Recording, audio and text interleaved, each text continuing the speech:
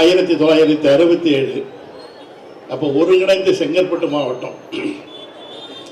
அந்த ஒருங்கிணைந்த செங்கற்பட்டு மாவட்டத்திற்கு மாவட்ட மாணவர் திராவிட முன்னேற்ற கழகத்தினுடைய செயலாளராக நான் பொறுப்பேற்றிருந்தேன். அப்போ இங்கே பட்டாபிராம் காலேஜில் ஒரு ஸ்ரீராமுலுன்னு சொல்லிட்டு ஒரு பிரின்சிபல். அப்போ ஒவ்வொரு கல்லூரிக்கு சென்று திமுகவை நாங்கள் உருவாக்குவோம். அப்போ நான் இங்கே வந்திருந்தேன். இந்த கல்லூரிக்கு வந்தபோது நான் வந்திருக்கிறேன்னு சொன்ன உடனே அந்த பிரின்சிபல் ஒருத்தர் சீனிவாசன் சொல்லிட்டு அவர் பிரின்சிபல், அவர் பிராமின், அவர் பையனை உள்ள விடாதீங்கன்னு சொல்லிட்டார். அப்போ நம்ம மாணவர்கள்லாம் கிட்டத்தட்ட என் கூட வந்து ஒரு 20-30 மாணவர்கள் வெளியே கேட்டுக்கு வந்து என்னை உள்ளே கூட்டத்துக்கு முயற்சி பண்ணுறாங்க, விடலை என்ன. அப்போ நம்ம மாணவர்கள்லாம் சண்டை போட்டிருக்காங்க. அப்போ எங்கிருந்தும் ஒரு குரல், கிட்டத்தட்ட 10 நிமிஷத்தில் ஒரு குரல் ஓடோடி வந்தது, கும்முடி பூண்டி வேணும். ஒரு கட்சிக்கு யாரும் அடிபட்டு வேணும் வந்து பக்கத்தில் நின்றார். எங்களுக்கெல்லாம் கை கால் ஓடலை. சரி, நமக்கு எதுக்குப்பா பிரின்சிபலே காலேஜுக்கு உள்ளே விட மாட்டான்னு சொல்கிறான், ஆகவே நாம் ஏன்பா உள்ளே போகணும் அப்படின்னு நான் நினச்சிருந்தேன். வேணு அவர்கள் குரல் கொடுத்தார்கள். பிரின்சிபல் எல்லாம் ஓடிட்டான். நாங்கள் அப்புறம் கல்லூரிக்கு உள்ளே சென்று அமைப்பில் உண்டாக்கினோம். அந்த வகையிலே இந்த கும்முடி பூண்டி என் ஊனோடும் உயிரோடும் கலந்த ஒரு ஊர். என்னுடைய நிலமெல்லாம் எல்லாம் இங்கே தான் இருக்கு. அருமை பெருமக்களே, ஆட்சியினுடைய சாதனையை விளக்குகிற இந்த நிகழ்ச்சி முத்து கடல் பதித்து 3 நெறி வளர்த்து கற்று கலை மிகுந்த தாயகமே, கத்துங் கடல் மீது கலங்களில் விளையாடும் காவலன் தென்பாண்டி மண்டலமே, நதியில் விளையாடி தென்னன் மதியில் தவிழ்ந்த தமிழ்த்தாயின் தலைமகன் தலைவருடைய ஆட்சியை பற்றி இங்கே பேச வந்திருக்கிறோம். பலா தமிழ் உள்ளம், பால் தமிழ் சிரிப்பு, நிலா தமிழ் முற்றம், நீர் தமிழ் ஊற்று, உலா தமிழ் காற்று, உயிர் தமிழ் கொள்கை, வான்தமிழ் விளக்கம், வேந்தமிழ் அடக்கம் என்று சொல்லி இடியா புயலா எரிமலையின் தீப்பிழம்பா, வெடியா படைமுரசா வெளிச்சவரி, மின்னல் கொடிய தாயின் மடியா, மலர்த்தியனா மறுவுதட்டு முத்தம் என்னவென்று சொல்றது, உடன்பிறப்பே என்று சொல்லி உணர்ச்சி போக நெருப்பெறிகள் நம்ம எல்லாம் பெற்று வைக்க. தளபதியை பற்றி என்ன சொல்லுவது?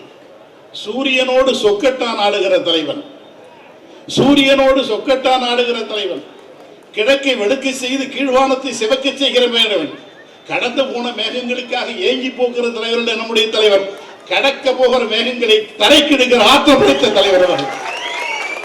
யாப்பிலா பாடலேனும் யார் தரும் கவிதையேனும் மாப்பலா போல் மடியில் வாங்கி காப்பலா தமிழ் நெஞ்சில் காலமெல்லாம் வீட்டு இருக்கும் மூப்பிலா தமிழ் முத்தமிழறிஞர் பெற்றெடுத்த பிள்ளை அல்லவா அந்த பிள்ளையினுடைய ஆட்சி எப்படிப்பட்ட தூங்கும் புலியை பறை கொண்டு எடுப்போம், தூய தமிழரை தமிழ் கொண்டு எடுப்போம் என்று சொல்லி, வெண்கொடுமை சாக்காட்டி விளையாடும் தோள்கள் எங்கள் தோள்கள் என்று சொல்லி, கோடி நிலவு குளிர்ச்சி தருகிற தலைவன், கோடி நிலவுகள் ஒன்றாக சேர்ந்து குளிர்ச்சி தருகிற தலைவன், கல் தோன்றுவதற்கு முன்னாக சொல் தோன்றிய சூரியனில்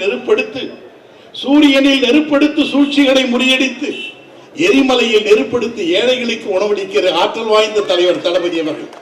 மின்னலை பிடித்து கல்லில் அடித்து மின்சாரம் தயாரிக்கிற தலைவர் என்றவா இந்தியாவிலே ஒரே ஒரு முதலமைச்சர் தலைவர். சேர சோழ பாண்டியர் வம்சம், சூரிய வம்சம், திராவிட தேசத்தின் தலைவராக, திராவிட இனத்தின் காவலராக, நரம்பிலே நாணை கட்டி நம்பிக்கை முரசு கொட்டி வடகோடி தென்கோடி வாழ்கிற பல கோடி தமிழர்களின் இதயங்களிலே தங்க சிம்மாசனம் போட்டிருக்கிற தளபதியினுடைய ஆட்சி, 5 ஆண்டுகால ஆட்சி பற்றி இங்கே வந்திருக்கிறோம். தளபதியினுடைய ஆட்சியினுடைய சாதனையை பற்றி பேச வேண்டுமானால், கடலை மையாக்கி காட்டு மரங்களை எழுத்துகோலாக்கி நெடுவான் ஏற்றிலே நிறுத்தாமல் எழுதினாலும் இன்றைக்கல்ல இன்னும் 100 ஆண்டுகள் எழுதி கொண்டிருக்கலாம். அவ்வளவு நீண்ட நெடிய வரலாற்றை 5 ஆண்டுகள் செய்து காட்டியிருக்கிறார்கள். 500 ஆண்டுகள் தமிழகத்திற்கு செய்ய வேண்டிய சேவைகளை நம்முடைய தங்க தலைவர் 5 ஆண்டுகளிலே செய்து முடித்திருக்கிறார்கள்.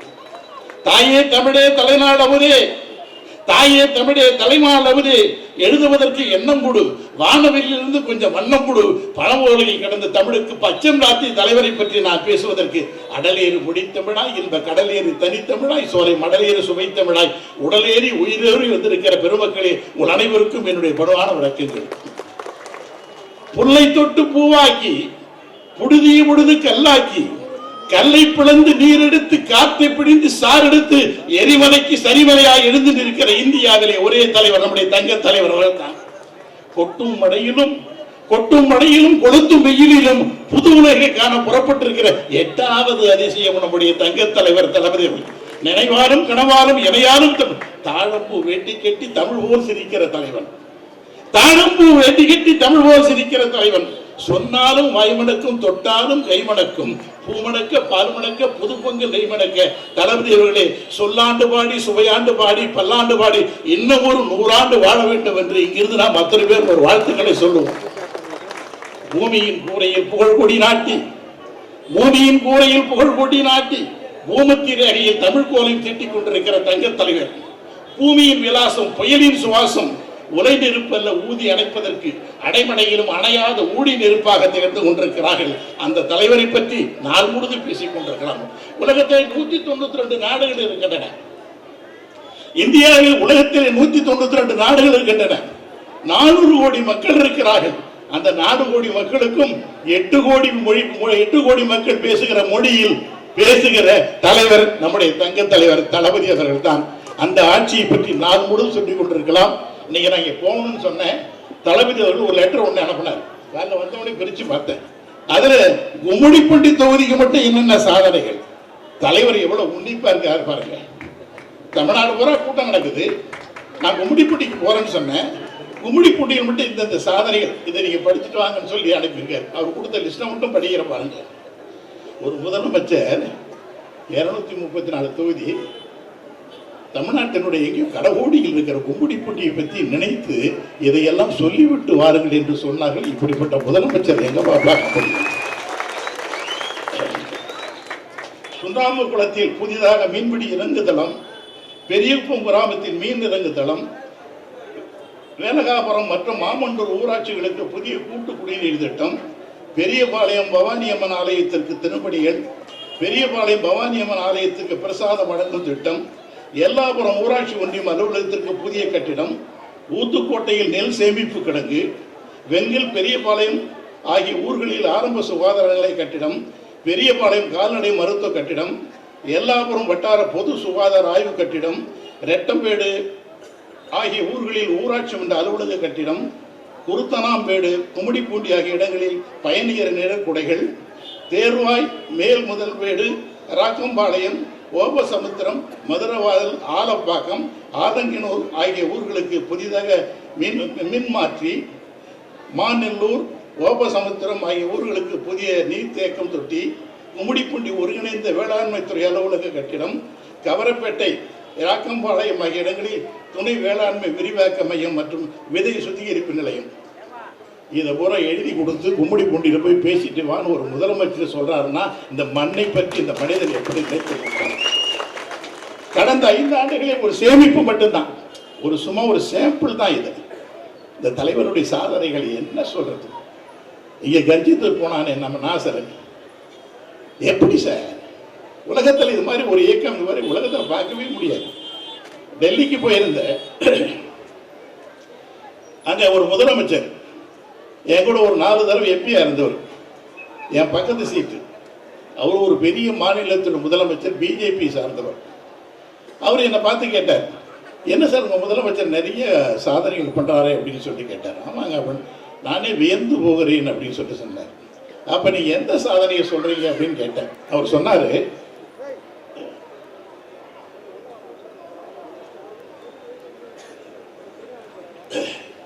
உங்கள் முதலமைச்சர் நல்ல நேரேட்டர், ஆரேட்டர், கிரியேட்டர், விஷன் இவங்க உள்ள ஒரு முதலமைச்சர் அப்படின்னு கேட்டார். சொன்னார், எதை சொல்றீங்கன்னு சொன்னேன். உங்கள் முதலமைச்சருடைய சாதனைகள்லாம் நீங்கள் சொல்லுங்கன்னாரு. என்ன நான் சொன்னேன், முதல் சாதனையாக சொன்னேன், விடியல் பயணம், நகர பேருந்துகளில் இலவசமாக மகளிர் போகலான்னு சொல்லிட்டு இந்தியாவிலேயே பெண்கள் இலவசமாக போகணும் பேருந்தில் கொண்டாடின ஒரு திட்டத்தை எங்கள் முதலமைச்சர் தான் கொண்டாந்து. கிட்டத்தட்ட ஒரு பெண்கள் ஒரு மாசத்துக்கு 3000 ரூபாய் சேமிக்கிறாங்க. இந்த இலவசமா பஸ்ல போறதால டிக்கெட் இல்ல, 500 ரூபாய் தான் சம்பளம் ஒரு நாளைக்கு. பஸ்ஸுக்கு மட்டுமே 200 ரூபாய் 250 ரூபாய் போச்சு. அதெல்லாம் மாற்றி இலவசமா பஸ் பண்ணாரு. அதை சொல்றீங்களான்னு கேட்டேன். அந்த முதலமைச்சர் சொன்னார், அது இல்லை அப்படின்னாரு. மகளிர் உரிமை தொகை, அது கூட பார்த்தீங்கன்னா ஒரு பெரிய வரலாறு. இந்த மகளிர் உரிமை தொகை அதிகாரிகளை போட்டு எடுத்தான்னு சொன்னாங்க. அதிகாரிகள் ஃபைலில் போட்டு எடுத்து வந்தான். அதிகாரி மகளிர் உதவி தொகை அப்படின்னு போட்டு ஃபைல் போட்டு வந்தது. நம்முடைய தங்க தலைவர் முதலமைச்சர் அவர்களது ஃபைலை பார்க்குறாரு, பேனாவை எடுத்தாரு. நாங்கள் பக்கத்தில் நிற்கிறோம். மகளிர் உதவி தொகை அல்ல, இது அவர்களுக்கு வேண்டிய உரிமை தொகை அப்படின்னு சொன்னார். மாசம் 1000 ரூபாய் அள்ளி கொடுக்குறாரப்பா. இந்த வருஷம் பொங்கலுக்கு எங்க வீட்டுக்கு போயிருந்தேன், எங்க அன்னிக்கு போயிருந்தேன். அன்னிக்கு போனோடனே பணம் வந்து எப்போ போனாலும் பொங்கலுக்கு பணம் கொடுப்பேன். அப்போ பணம் கொடுத்துட்டு எங்க அண்ணி சொல்லிச்சு வேணாம்ப்பா அப்படின்னு. ஏன் அண்ணி அப்படின்னா, இங்க முதலமைச்சர் வந்து பணம் 1000 ரூபாய் மாசம் மாசம் கொடுத்துக்கிறேன், அதுவே எனக்கு போதும், உன் பணம் வேணாம்ப்பா அப்படின்னு சொல்லிச்சு. மாதம் 1000 ரூபாய் அள்ளி தருகிற வள்ளல் அரசல்லவா கடந்த 5 ஆண்டுகள். எப்படிப்பட்ட முதலமைச்சர் அதுவான அந்த முதலமைச்சரை கேட்டேன். இல்ல அதுவும் இல்லை அப்படின்ட்டார். பெண்களுக்கு உள்ளாட்சியில் 50% ஒதுக்கிட்டாங்களே, 50% பெண்கள் வந்து தலைவரா இருக்கிறாங்க, 50% ஒதுக்கி இருக்காங்களா, அதை பத்திக்கலான்னு கேட்டேன். அதுவும் இல்லைன்னு சொல்லிட்டாரு. வேலை வாய்ப்புல 42% ஒதுக்கி கொடுத்துருக்கிறோமே பெண்களுக்குன்னு கேட்டேன். அதுவும் இல்லைன்னு சொன்னார். காலை உணவு திட்டம் இந்தியாவிலே எந்த மாநிலத்திலேயும் கிடையாது. பாலினை தொட்டும் தாயினும் சால பரிந்தினின் பாவியனுடைய ஊனினை உருக்கி உள்ளொரு பெருக்கி உழப்பிற ஆனந்தத்தை தருகிற சீர்காழியிலே ஒரு குழந்தை அழுது கொண்டிருந்தது. காலை நேரம் பசிக்கு அந்த குழந்தை எழுந்தது. யாருமே பால் கொடுக்க வரல. சிவபெருமானும் பார்வதியும் தான் மேலே இருந்து கீழே இறங்கி வந்து பால் கொடுத்ததாக நம்ம படித்திருக்கிறோம். தமிழ்நாட்டில் இருக்கிற குழந்தைகள் காலையில் பசியோடு பள்ளிக்கு செல்லக்கூடாது என்று சொல்லி காலை உணவு திட்டத்தை அறிவித்தாரே தங்கத்தலைவர், அதை பற்றி சொல்லுகிறீர்களா என்று கேட்டேன். அதுவும் இல்லைன்னு சொல்லிட்டார். இல்லம் தேடி கல்வி அதுவும் இல்லைன்ட்டார். அது பெஸ்ட் திட்டம் தான். இல்லை இது இல்லைன்னா நல்ல திட்டம் தான், நான் அதை சொல்லலை அப்படின்னாரு. அது அடுத்து உலகம் மடிக்கணினி கொடுத்தாரு, அதுவா அப்படின்னு கேட்டேன். அதுவும் இல்லை. அனைத்து ஜாதியினரும் அர்ச்சகராகலாம் சொன்னார, அதுவான்னு கேட்டேன். அதுவும் இல்லைன்னாரு. கலைஞர் கனவு இல்லத்தின் குடிசையே இருக்கக்கூடாது சொல்லிட்டு, தமிழ்நாட்டில் குடிசையே இருக்கக்கூடாது என்று சொல்லி 8 லட்சம் வீடுகள் கட்டித் தருகிறேன் என்று அறிவித்தார்கள், அதுவான்னு கேட்டேன். அதுவும் இல்லைன்னு சொன்னாரு. அதை விட சார் உலகத்தில் எந்த முதலமைச்சரையும் அப்படிலாம் பார்க்க முடியாது சார். காலனின்னு ஒரு வார்த்தை இருக்கும். எங்கப்பா நம்ம ஊர் காலனிலிருந்து அவங்களை கூப்பிடுன்னு சொல்லுவோம். நம்முடைய தங்க தலைவர் அவருடைய மனதில் எப்படி உதிக்கிது பாருங்க. அந்த தலைவர் சொல்லுகிறான், அந்த காலனி என்கிற வார்த்தை அகற்றுங்கள் என்று சொல்லி ஜாதி பேதத்தை உருவாக்குகிறது என்று சொல்லி காலனி என்கிற வார்த்தை எடுத்துக்க சொன்னாரு. அதுவான்னு கேட்டேன். அது கூட இல்லைன்னு சொன்னார். சமூக நீதி விடுதிகள், ஆதி திராவிட நல விடுதி, இப்படி எல்லாம் நிறைய பேர் வச்சு ஆதி திராவிட நல ஸ்கூல் அப்படி இப்படி தானே சொல்லுவோம் நம்ம. அதெல்லாம் பூரா எடுத்துட்டு சமூக நீதி விடுதிகள் என்று சொன்னார். இதுவான்னு கேட்டேன். இதுவும் இல்லைன்னு சொன்னார். இந்திரலோகம் சந்திரலோகம் எல்லாம் பார்த்தோம். தமிழ்நாட்டை எந்திரலோகம் மாற்றி இருக்கிறார்கள் எங்க தங்க தலைவர் தளபதி, அதுவான்னு கேட்டேன். அதுவும் இல்லைன்னு. வெளிநாட்டிலே இருந்து தமிழ்நாட்டுக்கு இந்தியாவுக்கு வருகிறார்கள். இந்தியாவுக்கு வருகிறவர் வெள்ளூர் தாஜ்மஹால் மட்டும் பார்த்துட்டு போயின்னு இருந்தான். ஆனா வெளிநாட்டிலே இருக்கிறவன் இந்தியாவிற்கு வந்தால் முதலில் தமிழ்நாட்டிற்கு வருகிறான். தமிழ்நாட்டில் இருக்கிற முதலமைச்சரை சந்திக்கிறான். தொழில் தொடங்குவதற்கு அற்புதமான இடம் என்று சொல்லி தமிழ்நாட்டிற்கு ஓடி வருகிறார்கள். அதை பற்றி சொல்லுங்களா என்று கேட்டேன். அதுவும் இல்லைன்னு சொல்லிட்டான். இந்தியாவில் வாகனங்கள் உற்பத்தி 50% தமிழ்நாட்டில். இந்தியாவிலே 150 கோடி மக்கள் வாழ்கிறார்களே, இத்தனை மாநிலங்கள் இருக்கிறதே, எல்லா மாநிலங்களும் இருக்கிறதை காட்டிலும் 50 விழுக்காடு வாகன உற்பத்தி தமிழ்நாட்டில். அதுவும் கேட்டேன். அதுவும் இல்லைன்னு சொன்னார். இந்த 4 ஆண்டுகளில் கிட்டத்தட்ட 10 லட்சம் கோடி ரூபாய் முதலீடு தமிழ்நாட்டுக்கு வந்திருக்கு. இந்தியாவில் எந்த மாநிலத்திலேயும் கிடையாது. அதுவான்னு கேட்டேன். அதுவும் இல்லைன்னு சொல்லிட்டார். மிகப்பெரிய நிறுவனம் எல்லாம் வந்தது, அதுவான்னு கேட்டேன். அதுவும் இல்லைன்னு சொன்னார். வேற எதுதான்பான்னு கேட்டேன். இவ்வளவு சொல்றீங்களே, ஒன்ன மறந்துட்டீங்களேன்னு கேட்டேன். சொன்னார் அவர். என்னங்கன்னு கேட்டேன். நான் வந்து RSS இருந்து வந்தவன், அடிமட்டத்தில் இருந்து வந்தவன். எனக்கு எல்லாம் தெரியும். ஏழை மக்களுடைய உணர்வுகள் உணர்ச்சிகள் அத்தனையும் நான் தெரிந்தவன். அதை மட்டும் நீங்க சொல்லியே எனக்கே விளங்கல. எதை சொல்றது தெரியல. என்னடா தலைவருடைய சாதனைகள் இவ்வளவு பட்டியலிட்டு சொன்னோம், இதுக்கு எல்லாம் நல்லது சொல்றானா, நான் நினைச்சேன் அது இல்லைன்னு சொல்றாரு. என்னதான் சொல்றீங்க சார்ன்னு கேட்டேன். 1 நிமிடம் மௌனமாக இருந்தார் அவர். 1 நிமிடம் மௌனமாக இருந்தார்கள். கண்மூடினார்கள், கண்ணை திறந்தார்கள். கண்ணை திறந்து சொன்னார்கள், இந்தியாவிலே நான் பார்க்கவில்லை, உலகத்திலே நான் எங்கு பார்க்கவில்லை. உலக அரசியலை பூரா, உலக அரசியல் அத்தனையும் நான் தெரிந்தவன், புரிந்தவன், படித்தவன். எங்கேயும் தமிழ்நாட்டில் தான் தாயும் இல்லை தந்தையும் இல்லை, அனாதையாக இருக்கிற குழந்தைகளுக்கு 2000 ரூபாய் தருகிறான் என்று சொன்னார். எங்கேயும் பார்க்கவில்லை. அந்த பிஞ்சு குழந்தைகள் அந்த அனாதை குழந்தைகள் உதயசூரியனுக்கு வாக்களிக்க போகிறது. அந்த குழந்தைகள் 2026 தங்க தலைவர் தளபதியை முதலமைச்சராக ஆக்குவதற்கு வாக்களிக்க போகிறார்கள். இல்லையே, அந்த குழந்தைகளுக்கு 2000 ரூபாய் தருகிறார்களே, இது மனிதனால் சிந்திக்க முடியாதது, கடவுளால் மட்டும்தான் சிந்திக்க முடியாது என்று சொல்லி மெய்சிலிருத்து போனேன். எத்தனையோ தலைவர்களை எல்லாம் பார்த்திருக்கிறோம், பேசியிருக்கிறோம். ஒரு நாளைக்கு ஒரு சிந்தனை. அண்ணாவிடத்தில் போய் கேட்டாங்க, திராவிட நாடு கிடைச்சா நீங்க முதல்ல என்ன சட்டத்தை கொண்டாடுவீங்கன்னு கேட்டார். அவர் சொன்னாரு, திராவிட நாடு கிடைச்சா நான் முதல்ல செய்யறது ஜாதியை ஒழிப்பேன் என்று அண்ணா சொன்னார். நம்ம தலைவர் முதலமைச்சர் ஆகிட்டாரு. பத்திரிகை நிறுவனம் வந்து கேட்கிறாங்க, நீங்க உங்களுடைய 2-3 கேள்வியில கேட்ட உங்களுடைய முக்கியமான எதிரி யார் சொல்லுங்க அப்படின்னு கேட்டார். இந்த தேர்தலில் உங்களுடைய எதிரி யாருன்னு கேட்டார். நாங்களாம் நினைச்சோம் அதிமுக சொல்ல போறாரு, பிஜேபின்னு சொல்ல போறாரு, நம்ம ஏற்றவங்களெல்லாம் நம்ம விட்டு போன துரோகிகளை சொல்ல என்னமோ அப்படி நினைச்சிருந்தோம். தலைவர் ஒரு நிமிடம் மௌனமாக இருந்து சொன்னார், என்னுடைய முதல் எதிரி வறுமை, தமிழ்நாட்டிலே வறுமை ஒழிப்பது தான் என்னுடைய வேலை என்று சொன்னார். ஒவ்வொன்றையும் சிந்தித்து சிந்தித்து நினைச்சே பார்க்க முடியாது. தலைவர் கலைஞர் வந்து உடம்பு சரியில்லாம இருந்தார்.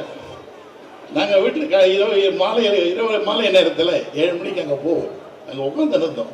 உட்காந்துருக்கிற போது தலைவர் கேட்டார், அப்போ பிரதமர் மோடி வரார். மோடி வந்துட்டு கோபாலபுரம் வீட்டுக்கு வரார். நாங்கள் எல்லாம் உட்காந்துருந்தோம். நாங்கள் வெளியே வந்தால் உடனே தலைவர் சொன்னார், இல்லை உட்காரி அப்படின்னாரு. தளபதி உட்காந்தா நானும் உட்காந்துருந்தோம். மோடி வந்த உடனே பார்த்துட்டு கையை பிடிச்சிட்டு உடம்பெல்லாம் பார்த்துங்க, நல்லா பார்த்துங்க. அப்புறம் மோடி இப்படி சுற்றி பார்த்தார்.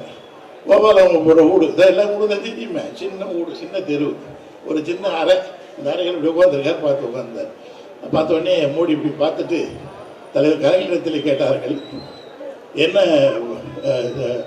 கலைஞர் அவர்களே, நீங்கள் 5 முறை முதலமைச்சராக இருந்தீர்கள், கிட்டத்தட்ட 10 பேரை பிரதமராக ஆக்கியவர்கள் நீங்கள் 10 ஜனாதிபதியை உருவாக்கி இருக்கிறீர்கள், இன்று 2 கோடி தொண்டர்களை கொண்ட ஒரு இயக்கத்திற்கு தலைவராக இருக்கிறீர்கள், உலகத்தில் யாருமே கிடையாது, இவ்வளவு செல்வாக்கு படுத்த நீங்கள் இந்த சின்ன வீட்டில் இருக்கீங்கள, நீங்க வாங்க, டெல்லியில் எனக்கு பெரிய வீடு இருக்குது, என் வீட்டுக்கு வாங்க அப்படின்னு சொல்லிட்டு மோடி கூப்பிட்டார். தலைவர் அவர்கள் சிரித்து கொண்டே சொன்னார், உங்க வீடு பத்தாதுன்னார். நான் கூட பயந்துட்டேன், என்னடா தலைவர் பெரிய வீடா கேட்க போறாருன்னு சொல்லிட்டாரு. உங்க வீடு எங்களுக்கு பத்தாது, காரணம் எனக்கு 2 கோடி தொண்டர்கள் இருக்கிறாங்க, அத்தனை பேர் தங்கறதுக்கு வீடு இருப்பான்னு சொன்னார். எப்படிப்பட்ட தலைவர், எப்படிப்பட்ட வரலாறு! இந்த இயக்கத்தை பற்றி எல்லாம் நாள் முழுது பேசிக்க, சாதனைகள் எல்லாம் 1-2 இல்லை, அவ்வளவு சாதனைகள். ஒவ்வொரு நாளும் ஒரு சாதனை செய்து கொண்டிருக்கிறார்கள். ஒவ்வொரு நாளும் புதிதாக சிந்தித்துக் கொண்டிருக்கிறார்கள். இந்த தேர்தலில் பார்த்தீங்கன்னா இன்னைக்கு காலையில் எங்களை பெண்ட் எடுத்துட்டாங்க. காலையில் கிளம்பி வந்துட்டு எல்லா தொழில்துறையை சார்ந்தவர்கள், விவசாயிகள் எல்லாரையும் கூட்டு வச்சு அவங்கள போய் கேளுங்க. இப்போ இன்னைக்கு ராத்திரிக்குள்ள நாங்கள் இது எல்லாத்தையும் எழுதி நாங்கள் அவருக்கு அனுப்பணும். தலைவர்கிட்ட யாராவது ஒருத்தர் ரோட்ல நின்று ஒரு வெள்ளை பேப்பரை சும்மா அப்படி கை அசைச்சிங்கன்னா வண்டி தானா நின்று வந்தவங்க எந்த முதலமைச்சர் சார் இதெல்லாம் அந்த மாதிரி வாங்கி இருக்கிறாங்க. சாதாரண மக்களோடு மக்களாக தன்னை அர்ப்பணித்துக் கொண்டு பணியாற்றி கொண்டிருக்கிற ஒரு மாபெரும் தலைவர், வரலாற்றை உருவாக்கி கொண்டிருக்கிற தலைவர், இந்தியாவிற்கு மட்டும் உலகத்திற்கு இருக்கிற தலைவர். இந்தியா தமிழ்நாட்டில் இருக்கிற அத்தனை திட்டங்களையும், இந்தியாவில் இருக்கிறவர்கள் தமிழ்நாட்டில் இருக்கிற திட்டங்கள் அத்தனையும் வெளிநாட்டில் இருக்கிற அத்தனை அரசியல்வாதிகளும் திட்டங்களை பின்பற்றி கொண்டிருக்கிறார்கள் என்று சொல். இல்லந்தேடி கல்வி நீங்க நான் நினைச்சு பார்க்க முடியுமா? யார் நினைச்சோம்? வீடு தேடி மருத்துவம் யார் நினைச்சு பார்த்தோம்? இப்படி பல்வேறு வகையான திட்டங்களை செய்து கொண்டிருக்கிறார்கள். அந்த தங்க தலைவருடைய ஆட்சி தொடர்வதற்காகத்தான் இந்த திட்டங்கள் எல்லாம் உங்களை சென்று சேர. இன்னும் நிறைய செய்ய இருக்கிறார். அப்படின்னா பாத்தீங்கன்னா சார், ஒரு முதலமைச்சர் அவர் கேட்டாரு, என்னங்க உங்க கோரிக்கை என்னங்க அப்படின்னு தான் நாம கேட்போம். பார்த்தோம்னா நாசர் என்ன உங்களுக்கு என்ன பிரச்சனை ஏதாவது சொல்லுப்பா அப்படின்னு தான் நாம கேட்போம். இந்த தங்க தலைவர் தளபதி அவர்கள் மக்களை பார்த்து உங்கள் கனவை சொல்லுங்கள் அப்படின்னு கேட்டார். உலகத்தில் எந்த முதலமைச்சர் இருந்தா இவ்வளவு துணிச்சலா கேட்க முடியும்? உங்களுக்கு என்று ஒரு கனவு இருக்கிறல்லவா, அந்த கனவை சொல்லுங்கள் என்று கேட்டார். இப்படி பல்வேறு வகையான சாதனைகளை செய்து கொண்டிருக்கிற அந்த தங்க தலைவருடைய ஆட்சி தொடர வேண்டும். இங்க வந்து கும்படி போட்டிகள் அந்த காலேஜ் கேட்டாங்க, அதெல்லாம் கவலையே படாதீங்க, உங்க இது கொடுத்தோம்னா அடுத்த நிமிஷம் நிறைவேற்றிடும், கவலையப்படாதீங்க. எதை வேண்டுமானாலும் தட்டுங்கள் திறக்கப்படும், கேளுங்கள் தரப்படும் என்று சொல்வார்கள். தட்டாமையை தருகிற ஆட்சி இந்த ஆட்சி என்பதை விட்டு சொல்லி அந்த தலைவர் இன்னும் ஒரு 100 ஆண்டு வேண்டும் என்று சொல்லி வாய்ப்புக்கு நன்றி பாராட்டி விடைபெறுகிறேன். நன்றி. பெரியபாளையம் வழக்கறிஞர் அன்பர் சீனிவாசன் அவர்கள் இறுதியாக நன்றி உரையாற்றுவார்கள். பரப்புரை கூட்டத்திற்கு தலைமை உரையாற்றிய மாவட்ட கழக பொறுப்பாளர் வல்லூர் MSK ரமேஷ்ராஜ் அவர்களுக்கும், சாதனைகளை விளக்கி பேருரை ஆற்றிய முனைவர் அண்ணன் S ஜெகத்ரட்சகன் அவர்களுக்கும், மாண்புமிகு அமைச்சர் அண்ணன் ஆவடி சாமு நாசர் அவர்களுக்கும், கும்மிடிப்பூண்டி சட்டப்பேரவை உறுப்பினர் அண்ணன் TJ கோவிந்தராஜன் அவர்களுக்கும், தொகுதி பார்வையாளர் சுரேஷ் செல்வராஜ் அவர்களுக்கும், பாஸ்கர் சுந்தரம் அவர்களுக்கும், அன்புவாணன் அவர்களுக்கும், ஸ்டாலின் அவர்களுக்கும் மற்றும் இந்த விழாவில் கலந்து கொண்ட ஒன்றிய செயலாளர் அவர்களுக்கும்